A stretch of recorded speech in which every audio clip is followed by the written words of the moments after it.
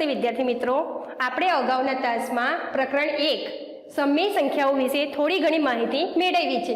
એમાં આપણે સમય સંખ્યાના ગુણધર્મમાં પ્રથમ ગુણધર્મ સંવૃત્તતાના ગુણધર્મ વિશે અભ્યાસ કર્યો હતો। એમાં આપણે પૂર્ણ સંખ્યા અને પૂર્ણાંક સંખ્યા આ બંને માટે આપણે સંવૃત્તતાનો ગુણધર્મ ચકાસીશું છે। આજે આપણે જોઈશું સમય સંખ્યા માટે સંવૃત્તતાનો ગુણધર્મ। तो विद्यार्थी मित्रों, समय संख्या एटले शुं आपणे एनी डेफिनेशन जोई गया छे कि जे संख्याओने आपणे P ओपन Q स्वरूपे दर्शावी सकीए कि ज्यां P अने Q ए पूर्णांक संख्या छे अने Q is not equal to 0। तो आ जे संख्या छे एने आपणे समय संख्याओ कहेवामां आवे छे। तमने उदाहरण आप्या छे कि -2/3 6/7 -2/3 जे छे ए समय संख्या छे ए ऋण समय संख्या छे। ए ज रीते 6/7 आ पण एक समय संख्या छे ए धन समय संख्या छे। त्यारबाद आपणे आप्युं छे कि 0 -2 4 एने पण आपणे P ओपन Q स्वरूपे दर्शावी सकीए छे।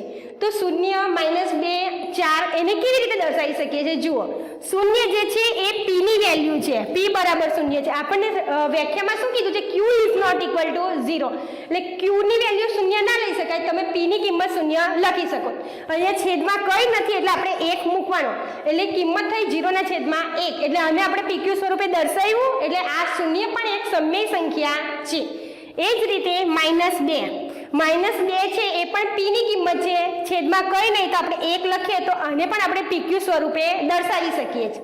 એ જ રીતે તમને કીધું છે 4, તો 4 ના છેદમાં કંઈ નહીં એટલે આપણે 1 લખી શકીએ, તો 4 ના છેદમાં 1 એ પણ PQ સ્વરૂપે લખી શકાય છે।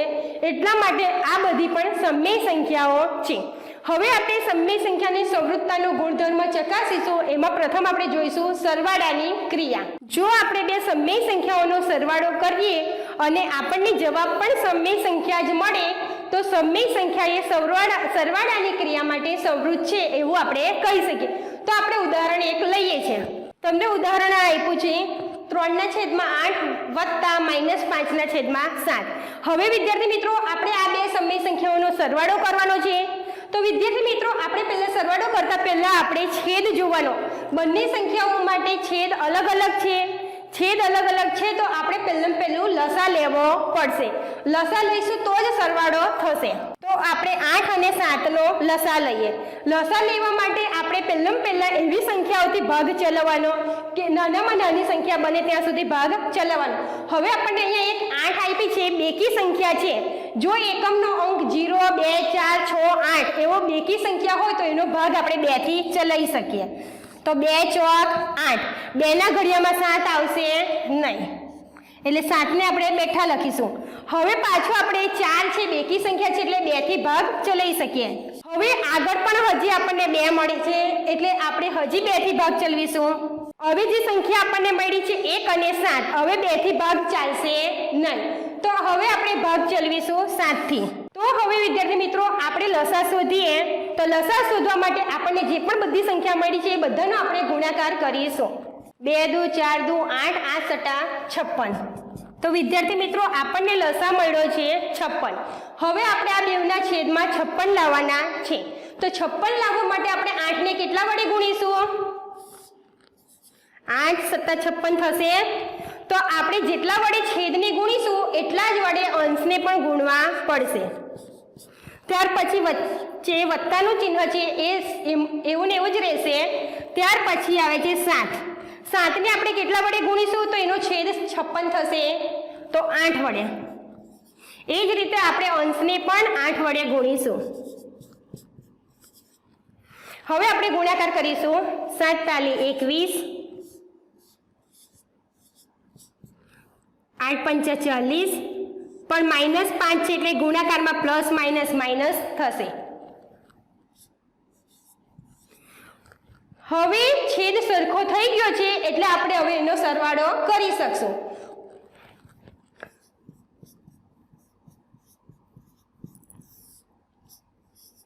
હવે વિદ્યાર્થી મિત્રો, આપણે આનો સરવાળો કરવો છે। તો સરવાળામાં એક સંખ્યા જે 21 છે એ ધન છે અને 40 એ ઋણ છે। બંને સંખ્યા જુદી જુદી છે, ધન અને ઋણ છે। હવે સંખ્યાના ચિહ્નો અલગ અલગ હોય તો આપણે બાદબાકી કરવી પડશે। પહેલા આપણે બાદબાકી કરીશું 40માંથી 21 જશે તો જવાબ મળશે 19. હવે 19 તો આપણને જવાબ મળ્યો, પરંતુ જ્યારે સંખ્યા વિરુદ્ધ હોય, ધન અને ઋણ હોય, તો બાદબાકી કરીને મોટી રકમનું ચિહ્ન આવશે. તો વિદ્યાર્થી મિત્રો તમે અહીંયા જોઈ શકો છો કે 40 એ મોટી રકમ છે અને એનું ચિહ્ન છે ઋણ, એટલે આ જે 19 આવશે એ ઋણ અને છેદમાં 56. આ રીતે તમે લસા લઈને સમય સંખ્યાઓનો સરવાળો કરી શકો છો.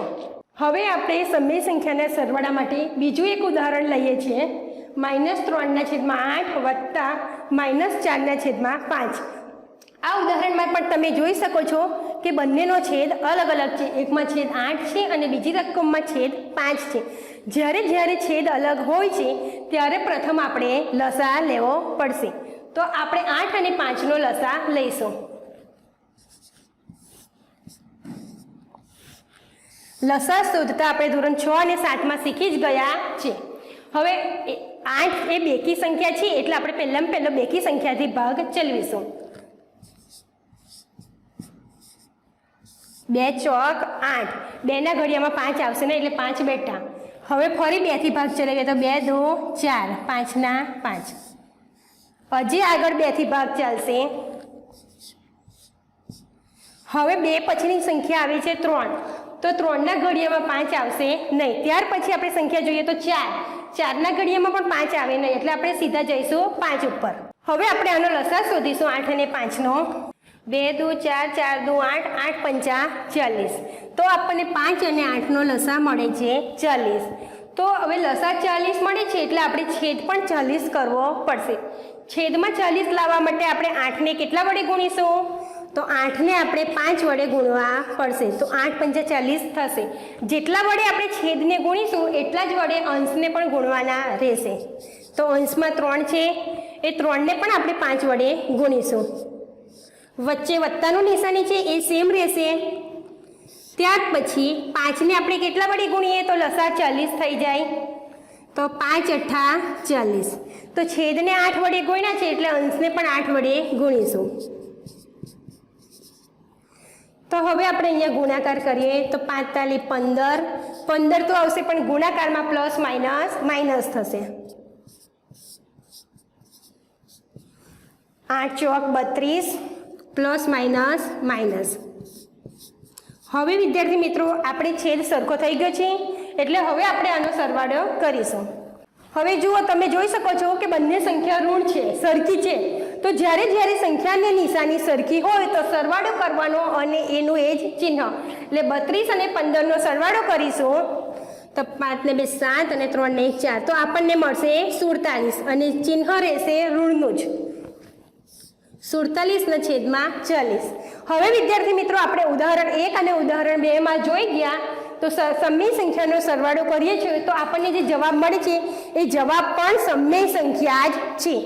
તો આપણે કહી શકીએ કે જે બે સમય સંખ્યાઓનો સરવાળો કરીએ અને આપણને જવાબ પણ સમય સંખ્યા જ મળે તો એ સમય સંખ્યા એ સરવાળાની ક્રિયા માટે સમૃદ્ધ છે. અથવા તો આપણે એ પણ કહી શકીએ કે સમય સંખ્યાઓ એ અને બી માટે એ વત્તા બી સમય સંખ્યા છે. આથી સરવાળાની ક્રિયા માટે સમય સંખ્યાઓ સમૃદ્ધ છે. હવે આપણે આ જ ક્રિયા, આ જ ગુણધર્મનો ઉપયોગ બાદબાકીની ક્રિયા માટે કરીશું. હવે આપણે જોઈશું બાદબાકીની ક્રિયા માટે સમૃદ્ધતાનો ગુણધર્મ. હવે આપણે સમય સંખ્યા માટે કોઈ પણ બે સમય સંખ્યા લઈશું, એની બાદબાકી કરીશું અને બાદબાકી કરતાં આપણને જવાબ પણ સમય સંખ્યા મળે તો આપણે કહી શકીએ કે બાદબાકીની ક્રિયા માટે સમય સંખ્યાઓ એ સમૃદ્ધ છે. તો આપણે ઉદાહરણ લઈએ તો ઉદાહરણ છે -5/7 -2/3. આ આપણી પાસે સમય સંખ્યા છે. તો આ બે સમય સંખ્યાનો આપણે બાદબાકી કરવાની છે. તો પહેલાં આપણે સરવાળો હોય કે બાદબાકી હોય આ બંને ક્રિયા દરમિયાન આપણે છેદ જોવો પડશે. જો છેદ સરખો હશે તો તમારે લસા લેવાની જરૂર નથી. છેદ અલગ અલગ હશે તો આપણે લસા લેવો પડશે. હવે આપણે 7 અને 3નો લસા લઈશું. 7 અને 3 બંને અવિભાજ્ય સંખ્યા છે એટલે એમનો ભાગ એ જ સંખ્યા વડે ચાલશે. તો પહેલાં આપણે 3થી ભાગ ચલાવીશું તો 7 ના 7 બેઠા, 3 એકુ 3. હવે 7થી ચલાવીશું તો 7 એકુ 7, 3 સત્તા 21, લસા મળશે 21. હવે આપણે છેદમાં 21 લાવવા માટે આપણે 7ને 3 વડે ગુણીશું છેદને 3 વડે ગુણ્યો છે એટલે અંશને પણ 3 વડે ગુણીશું. હવે 3 છે એ 3 ને આપણે 21 કરવા માટે 7 વડે ગુણીશું. 3 × 7 21 થશે. તો આપણે 2 ને પણ 7 વડે ગુણીશું. હવે આપણી સંખ્યા થશે 5 તાલી 15 ઓછા ગુણાકારમાં પ્લસ માઇનસ માઇનસ. હવે આપણી આ સંખ્યા આવે છે 7 × 2 = 14.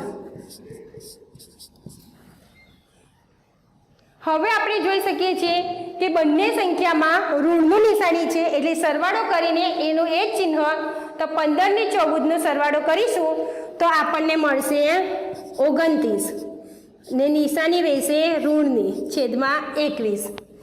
તો આપણે આ જે સમય સંખ્યાઓની બાદબાકી કરી તો આપણને જે સંખ્યા મળે છે એ પણ સમય સંખ્યા છે. માટે આપણે એવું કહી શકીએ કે સમય સંખ્યાઓ એ બાદબાકીની ક્રિયા માટે સમૃદ્ધ છે. હવે આપણે બાદબાકીની ક્રિયા માટે બીજું એક ઉદાહરણ લઈશું. આપણી પાસે બીજું એક ઉદાહરણ છે 5/8 - 4/5. આમાં પણ આપણે જોઈ શકીએ છીએ કે બંનેનો છેદ અલગ અલગ છે એટલે આપણે પહેલાંનો લસા લઈશું. આગળ આપણે 8 અને 5નો લસા લઈ ચૂક્યા છે તો લસા આવી છે 8 અને 5નો 40. તો 40 કરવા માટે આપણે 8ને કેટલા વડે ગુણીશું? 8ને 5 વડે ગુણીએ તો છેદ 40 થઈ જશે. 8 × 5 = 40. એ જ રીતે આપણે અંશને પણ 5 વડે ગુણીશું. હવે સંખ્યા જે છેદ બીજી સંખ્યાનો છેદ છે 5. 5ને કેટલા વડે ગુણીએ તો છેદ 40 થશે 8 વડે. એ જ રીતે ઉપરના અંશને પણ આપણે 8 વડે ગુણીશું તો આપણી સંખ્યા બનશે 5 × 5 = 25, 8 × 5 = 40 માઇનસ 8 ચોક થશે 32. 32/40. હવે છેદ સરખો થઈ ગયો છે એટલે આપણે બાદબાકી કરી શકીશું તો 25 - 32/40. હવે આપણને પ્રશ્ન એ થશે કે આગળની સંખ્યા 25 છે તો 32 કરતાં નાની છે તો શું કરીશું? આપણે મોટી સંખ્યામાંથી જ નાની બાદ કરીશું પરંતુ નિશાની આવશે ઋણની. 32માંથી 25 જશે તો કેટલા આવશે? 7. પરંતુ નિશાન આવશે ઋણનું. તો આપણો જે જવાબ મળે છે એ સમય સંખ્યા છે. એટલે આપણે એવું કહી શકીએ કે કોઈ પણ બે સમય સંખ્યાઓ a અને b માટે a - b હંમેશા સમય સંખ્યા મળે છે. માટે સમય સંખ્યાઓની બાદબાકી એ સંવૃત્તાનો ગુણધર્મનું પાલન કરે છે. હવે આપણે જોઈશું ગુણાકારનો ગુણધર્મ, ગુણાકારની ક્રિયા. હવે આપણે સંવૃત્તાનો ગુણધર્મો આપણે ગુણાકારની ક્રિયા માટે ચકાસીશું. કોઈ પણ બે સમય સંખ્યાઓનો આપણે ગુણાકાર કરીશું. આપણી પાસે આ બે સમય સંખ્યાઓ છે. જુઓ, ગુણાકાર કરતી વખતે આપણે છેદને ધ્યાનમાં લેવાનું નથી. અહીંયા તમારે લસા લેવાની જરૂર નથી. લસા ફક્ત સરવાળા અને બાદબાકીની ક્રિયા માટે જ લેવાનો રહેશે. અહીંયા તમે સીધો અંશનો ગુણાકાર અને છેદમાં છેદનો ગુણાકાર કરવાનો રહેશે. અંશની સાથે અંશનો ગુણાકાર અને છેદની સાથે છેદનો ગુણાકાર. 4 × 2 = 8 ± - 5 તાલી 15. તમારો જવાબ આવશે -8/15. ગુણાકારની ક્રિયા એ સરવાળા બાદબાકીની ક્રિયા કરતાં સરળ છે. આપણે ઉદાહરણ બીજું લઈએ. આ આપણી પાસે એક ઉદાહરણ છે. એમાં આપણે અંશની સાથે અંશનો ગુણાકાર કરીએ તો 3 × 2 કરીએ તો 3 × 2 = 6 થશે અને છેદમાં છેદનો ગુણાકાર કરીએ તો 7 × 5 = 35. તો આ તમારો જવાબ મળશે. હવે આપણે જોઈ ગયા કે બે સમય સંખ્યાઓનો ગુણાકાર કરીએ છીએ તો આપણને જે જવાબ મળે છે એ પણ કેવી સંખ્યા છે? સમય સંખ્યા. અહીંયા પણ તમે ઉદાહરણ 2 માં પણ જોઈ શકો છો કે બે સમય સંખ્યાઓનો ગુણાકાર કર્યો તો આપણને જવાબ પણ સમય સંખ્યા જ મળે છે. માટે આપણે એવું કહી શકીએ કે કોઈ પણ બે સમય સંખ્યા a અને b માટે a × b હંમેશા સમય સંખ્યા જ મળે છે. એટલે એના પરથી એવું સાબિત થાય છે કે સમય સંખ્યાઓ એ ગુણાકારની ક્રિયા માટે સમૃદ્ધ છે. હવે આગળ આપણે ભાગાકારની ક્રિયા ભણીશું. ભાગાકારની ક્રિયા માટે યાદ રાખજો કે જ્યારે ભાગાકાર હોય છે ત્યારે આગળના સ્ટેપમાં આપણે ભાગ્યના ગુણ્યા કરવાના છે અને જે બીજી સંખ્યા જે છે એનો વ્યસ્ત કરવાનો છે. તો પહેલાં આપણે જે પ્રથમ સંખ્યા છે એને બેઠી લખીશું. ત્યાર પછી ભાગ્યની જગ્યાએ આપણે હવે ગુણાકારનું ચિહ્ન મૂકીશું. જ્યારે જ્યારે ભાગ્યના ગુણાકાર થાય છે ત્યારે પાછળની સંખ્યા ઉલટી થશે, એટલે કે જે સંખ્યા અંશમાં છે એ છેદમાં જશે અને જે છેદમાં છે એ અંશમાં જશે. એટલે 5 નીચે છે એટલે 5 ઉપર આવશે અને 2 ઉપર છે એ નીચે જશે. હવે આપણે ગુણાકાર કરવાનો છે. 5 5 25 પ્લસ માઇનસ માઇનસ 3 2 6 એટલે તમારો જવાબ આવશે -25/6. એવું જ આપણે એક બીજું ઉદાહરણ લઈએ. આપણી પાસે એક બીજું ઉદાહરણ છે. 2 સમય સંખ્યા છે, એનો ભાગાકાર કરવાનો છે. ભાગાકાર કરતી વખતે બીજો સ્ટેપમાં આપણે ભાગ્યના ગુણ્યા કરવાના રહેશે. જ્યારે જ્યારે તમે ભાગ્યના ગુણ્યા કરો છો ત્યારે બીજી જે રકમ હશે એ ઉલટી થશે. છેદ અંશમાં જશે અને અંશ એ છેદમાં આવશે. હવે તમે જે ગુણાકાર કરો છો એ સાદી રીતે ગુણાકાર જ કરવાનો છે. 3 2 6 અને 7 5 35 આ તમારો જવાબ છે. હવે આપણે જોઈ ગયા કે કોઈ પણ બે સમય સંખ્યા લઈએ છીએ આપણે, એનો ભાગાકાર કરીએ છીએ તો આપણને જવાબ પણ સમય સંખ્યા મળે છે. એટલે આપણે એવું કહી શકીએ કે સમય સંખ્યા એ ભાગાકારની ક્રિયા માટે સવૃત્ત છે. પરંતુ અહીંયા એક નોંધ એ પણ યાદ રાખીશું કે જ્યારે આપણને ખબર છે કે શૂન્ય પણ સમય સંખ્યા તો છે જ, આપણે કોઈ સંખ્યાને શૂન્ય વડે ભાગીએ છીએ ત્યારે આપણને જવાબ મળતો નથી અથવા તો એ અવ્યાખ્યાદિત છે. એટલે આના આધારે આપણે એવું પણ કહી શકીએ કે ભાગાકારની ક્રિયા માટે સમય સંખ્યાઓ એ સમૃદ્ધ નથી. એટલે જો તમે એકવાર આપણે એવું પણ કહી શકીએ કે આપણે શૂન્ય સિવાયની જ્યારે સંખ્યા લઈએ છીએ ત્યારે જવાબ સમય સંખ્યા મળે છે, પરંતુ જ્યારે આપણે શૂન્યનો વિચાર કરીએ છીએ ત્યારે એ અવ્યાખ્યાદિત છે, ત્યારે આપણને કોઈ પણ જવાબ મળતો નથી. એટલે એના આધારે આપણે એવું સાબિત કરીએ છીએ કે સમય સંખ્યાઓ એ સમૃદ્ધ નથી.